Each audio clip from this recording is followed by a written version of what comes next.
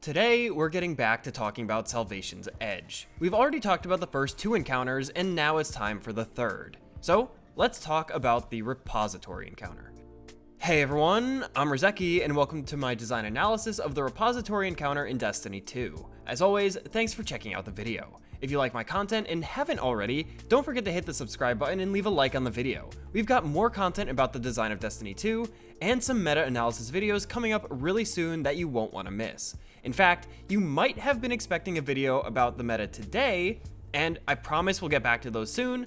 I just needed a little bit more time to collect my thoughts on the current big ticket issue in the Destiny meta currently. That video should be out this weekend if everything goes according to plan. Regardless, today is all about the third encounter in Salvation's Edge, the repository. As with the previous Salvation's Edge encounters, we'll be starting with an explanation of the encounter itself, then we can analyze its components and talk about them individually.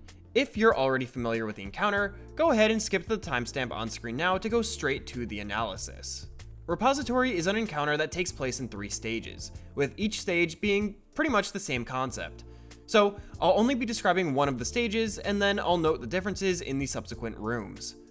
Repository is the final encounter that uses the conductor circuit mechanic. Like the second encounter, there are 3 separate circuits. Naturally, you will split your team into 3 groups of 2, with each group responsible for a circuit.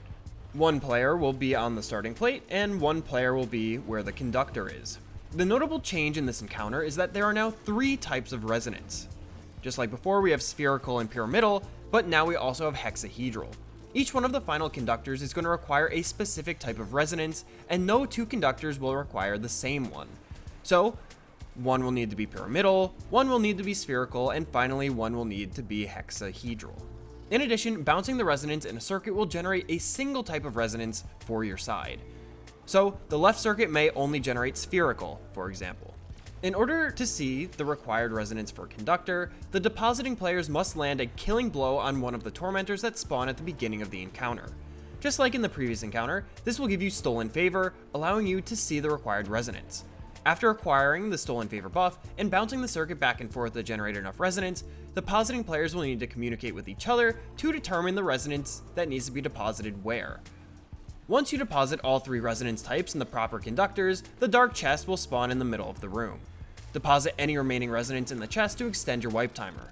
Finally, defeat the unstoppable champion when it spawns to unlock the way to the next room. Both remaining rooms work exactly the same as the first, with changes to the geometry of the room. Notably, the location of the connected circuits are different in each room.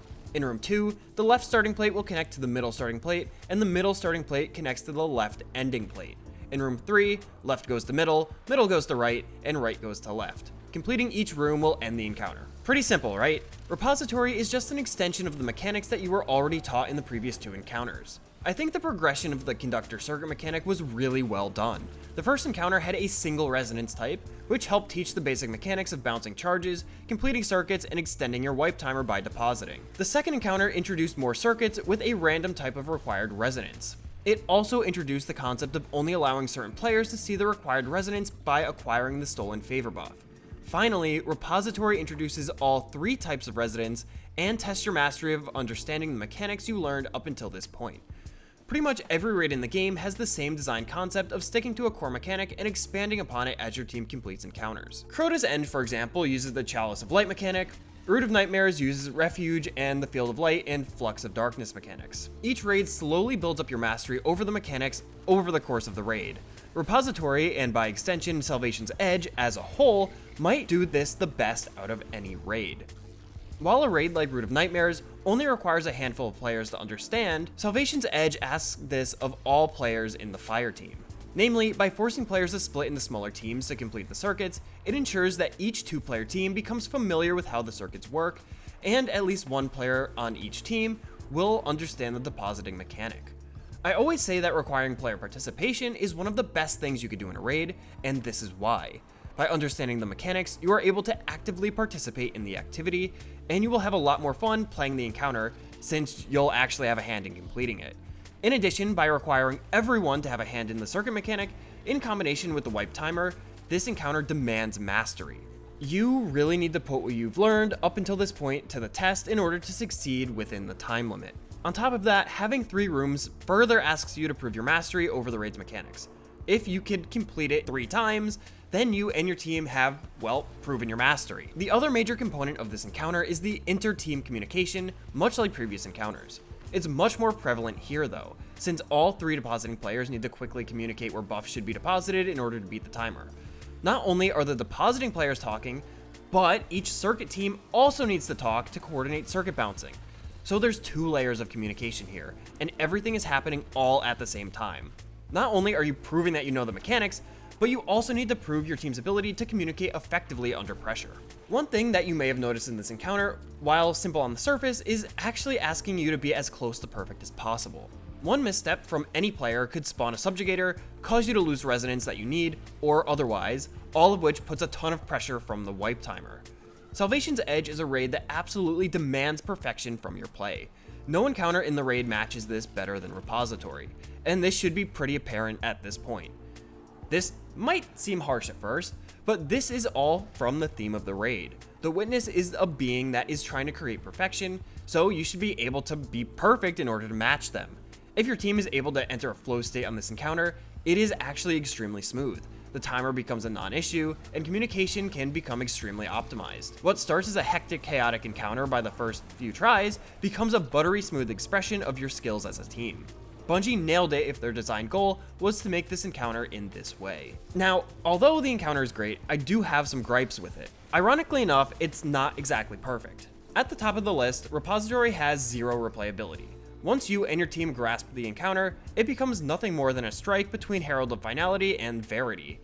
You pick your roles, so there's no reason to swap being a starter or a depositor. The play positioning is the same on each run, even if each room has a slightly different layout from each other. It suffers from a similar issue to Scission in Root of Nightmares, where there is 0 randomness in objective placement. Heck, even the first encounter in Root of Nightmares has some randomization in active node placement to keep you on your toes. I understand that there is difficulty in adding randomized circuits due to the connection wire, but this was actually sort of solved in the first encounter, with every circuit technically being connected, with active plate and conductor nodes changing every time. Really, I just want something to make Repository a little different on each run, keep players on their toes instead of having them just go through the motions. My other problem is the same as I said for previous encounters, the Witness's hands. They make for a unique type of obstacle, but they are again enforcing bad habits. In the first 3 encounters, the hands only exist to be avoided and provide no gameplay relevance whatsoever. This conditions players to assume that they must be avoided at all costs since they have no positive benefit. This ultimately sets you up for failure when you reach the Witness encounter, since standing in the hands attacks are what provides you with resonance. If you think the attacks are bad, you will not immediately think to use the hands as a gameplay mechanic. At a minimum, allow players to destroy the hands in encounters before the Witness to help build that mechanical familiarity, or just remove them and replace them with more enemies, or something along those lines. My final problem is actually with the turret spawns. Turrets spawn when the dark chest spawns, and honestly feels like they were there to just slow down unsuspecting players on a blind run. They are an annoying inclusion, especially once you know exactly where and when they spawn. Just like with the hands, you could just replace these with something else that actually adds to the encounter, rather than being there simply as a nuisance. With everything said though, Repository is a great encounter, especially on your first few runs. It matches the overall theme of the raid nicely, and is the perfect culmination of the mechanics that you were taught during the first 2 encounters. Individual mastery, 2-player communication, and team-wide communication is all tested here. It's great. There are just a couple of tweaks I would have made to make this encounter more replayable, and to remove or change the components that don't directly impact the completion of the encounter. Overall, Repository is a great encounter, and it's a pretty good fit in Salvation's Edge. So, what do you think? Is Repository a well-designed encounter? Are there things you would change about it? Let me know in the comment section down below, or over in our Discord server linked in the video description. And if you liked the video, don't forget to subscribe to the channel and leave a like. I'll be covering the last 2 encounters in Salvation's Edge very soon, as well as more Final Shape meta-analysis videos, and you won't want to miss any of it, especially the one coming out this weekend. But I think that's all I've got for now. As always, I've been Rizeki, thanks for watching, and I'll see you next time.